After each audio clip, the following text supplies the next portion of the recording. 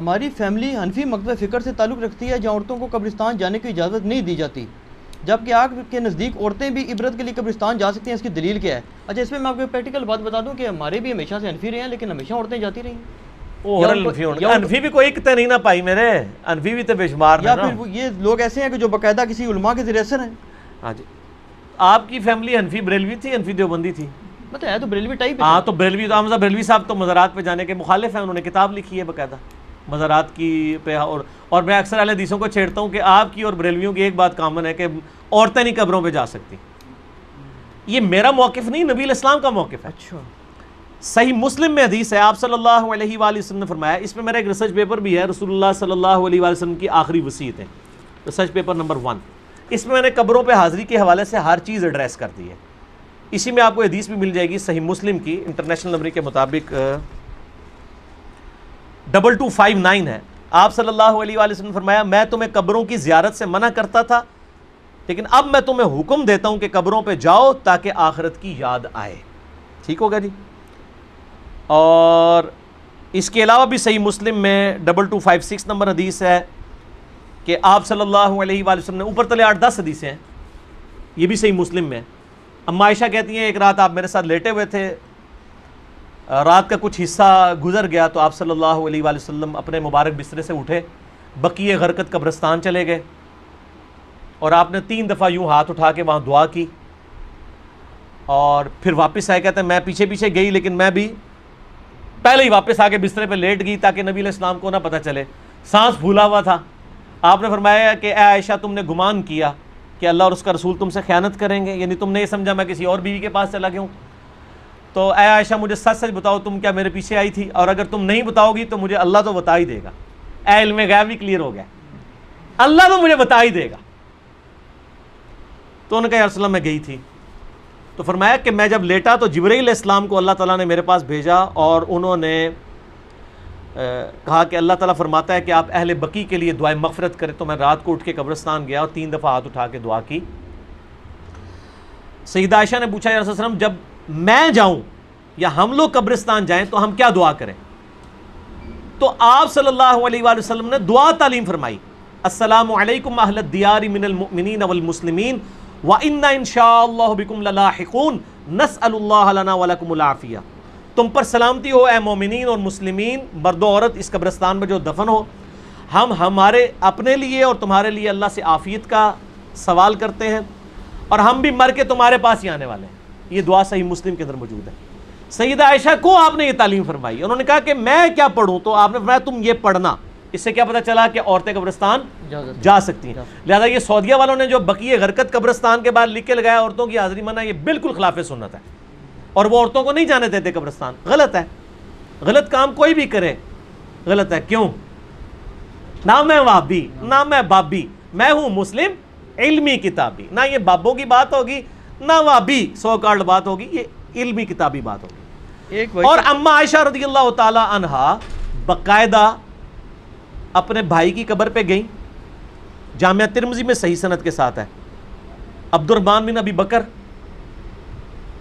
ان کی قبر پہ گئیں، وہاں پہ جا کے اشعار بھی پڑھے، اور امام ترمذی ایک حدیث لے کے آئے کہ نبی علیہ السلام نے لعنت فرمائی ہے ان عورتوں پر جو زوار القبور کرتی ہیں، کثرت سے قبرستان جاتی ہیں۔ پھر ساتھ ہی امام ترمذی نے لکھا اس حدیث کے اندر، یہ ساری حدیثیں آپ کو مشکات کی پہلی جلد میں نا قبروں کی زیارت والے چیپٹر میں مل جائیں گی کمبائنڈ فارم میں۔ امام ترمذی نے لکھا یہ حدیث منسوخ ہے، کیونکہ جب آپ نے عام اجازت دے دی کہ قبروں پہ جاؤ آخرت کی یاد آئے تو یہ حدیث منسوخ ہوگی۔ اور زوار القبور سے مراد ہے کثرت سے، اگر کبھی کبھار عورت چلی جائے تو جائز ہے، لیکن مزاروں پہ نہیں، قبروں پہ۔ مزاروں پہ تو مرد بھی نہیں جا سکتے، کیونکہ مزار تو نبی علیہ السلام کی مخالفت پہ بنائے گئے ہیں۔ صحیح مسلم میں حدیث ہے، تمہیں منع کرتا ہوں قبروں پر عمارتیں بنانے سے، قبروں کو پکا کرنے پہ، ان سے بیٹھنے سے۔ یہ صحیح مسلم کے اندر حدیث موجود ہے انٹرنیشنل نمبر کے مطابق 2245۔ باقی آپ میرا قبریں، مزارات، گنبد خضرا یہ لکھیں یوٹیوب پہ، میرے کلپ کئی ایک کلپ کھل جائیں گے، ماشاءاللہ لاکھوں لوگوں نے وہ کلپ دیکھے ہیں، گنبد خضرا والا کلپ، یہ ساری چیزیں۔ تو عورتیں قبرستان جا سکتی ہیں، اور قبرستان پہ آپ ہاتھ اٹھا کے دعا بھی کر سکتے ہیں۔ آپ قبر والے سے نہیں مانگ رہے، اللہ سے مانگ رہے ہیں، قبلہ رخ ہو کے ہاتھ اٹھائیں۔ نبی علیہ السلام نے مسلم شریف میں 10 حدیث ہیں، ہاتھ اٹھا کے دعا کی، اللہ سے کی، اس کے بعد چہرے پہ ہاتھ بھی پھیریں، المستدرک للحاکم میں صحیح سند کے ساتھ ہے، تمہارا رب حیا فرماتا ہے اس شخص سے جو ہاتھ اٹھا کے دعا کرے کہ اسے محروم لٹائے. یہ ابو داؤد میں بھی ہے، وہ روایت کمزور ہے. مستدرک کی روایت صحیح ہے کہ اور نماز کے بعد بھی آپ اپنی انڈیویجول دعا ہاتھ اٹھا کے کریں، یہ افضل ہے. اس کے بعد چہرے پہ ہاتھ پھیرنا بھی نہ صرف سنت ہے بلکہ اجماع امت ہے. یہ تو سعودیہ کے چند مولویوں نے یہ کام شروع کیے ہیں اور وہ کہتے ہیں کہ جناب چہرے پہ ہاتھ پھیرنا ثابت نہیں ہے. ابو داؤد میں ضعیف روایت ہے کہ نبی الاسلام پھیرتے تھے، لیکن امام بخاری کی کتاب ہے الادب المفرد، اس میں انٹرنیشنل نمبر کے مطابق 609 نمبر اثر ہے کہ عبداللہ ابن زبیر اور عبداللہ بن عمر رضی اللہ تعالی عنہما یہ دونوں دعا کے بعد اپنے چہرے پر ہاتھ پھیرا کرتے تھے. اور عملی تواتر ہے، پوری امت پھیرتی ہے. یہ تو حدیث سے بڑی دلیل ہے. جب ساری امت یہ کام کر رہی ہوگی تو حدیث سے تو دلیل کی ضرورت ہی نہیں ہے، کوئی اختلاف نہیں ہے. یہ سعودی والوں نے خام خواہ ایک اختلاف کھڑا کر دیا ہے. لیکن پاکستان میں جو اہل حدیث ہیں انہوں نے جو نماز نبوی چھاپی ہے دارالاسلام والوں نے، انہوں نے یہی روایت لکھی 609 الادب المفرد کی اور کہا ہے کہ بالکل یہ صحیح ہے، سنت ہے، چہرے پہ ہاتھ پھیر سکتے ہیں. بلکہ میں آپ کو شغل کی بات بتاؤں، سعودیہ سے کوئی چند سال پہلے کی بات ہے، ایک بھائی نے مجھے کہا ہمارے ایک شیخ ہیں یہاں پہ سعودیہ میں، مدینہ یونیورسٹی، ام القریٰ یونیورسٹی، مکہ میں بھی ہمارے اسٹوڈنٹس ویڈیوز کے اعتبار سے جو ہیں وہ سنتے ہیں. تو انہوں نے کہا کہ مجھے وہ حدیث بھیجے، میں نے عربی ورڈنگ اس کی بھیجی. شیخ زبیر صاحب نے مشکات کی دوسری جلد میں دعا والے چیپٹر کے جو حدیث ہے نا ابو داؤد والی کہ نبی الاسلام چہرے پہ ہاتھ پھیرتے تھے، اس کے نیچے لکھا ضعیف ہے، لیکن ساتھ ہی فٹ نوٹ پہ لکھا صحیح سند ہے عبداللہ بن عمر اور عبداللہ بن زبیر سے کہ وہ چہرے پہ ہاتھ پھیرتے تھے، اور وہ روایت بالکل صحیح ہے اور بخاری کی صحت کے اوپر صحیح ہے. تو جب ان کو حدیث بتائی انہوں نے کہا نہیں یہ تو ضعیف ہے، اس میں فلاں راوی ضعیف ہے. میں نے مکتبۃ الشاملہ میں اس راوی سے صحیح بخاری میں 12 روایتیں نکالی اسی سند کے اوپر، اور اس کو کہا کہ یہ اس کو پرنٹ نکال کے دے مولوی کو. اس کو کہا بخاری کی بھی 12 حدیثیں ضعیف ثابت کر، اسی سند پہ الادب المفرد پہ ہے چہرے پہ ہاتھ پھیرنے والی. تو مولوی تو پتہ ہے تو ضدی ہوتا ہے، منیا نہیں لیکن ٹھپیا گیا لال رومال والا، خاموش ہو گیا. کہنا ہے کون اتھو کٹ کے بھیجتا ہے؟ ایک بندہ ہے تھے اللہ نے چھڑیا ہے جو نہ وہابی ہے نہ بابی ہے، نہ میں وہابی نہ میں بابی، میں ہوں مسلم علمی کتابی. علمی کتابی. اگلا سوال تو اس میں کور ہو گیا جی، کور ہو گیا. چلیں یہ کرامت ہو گئی جی.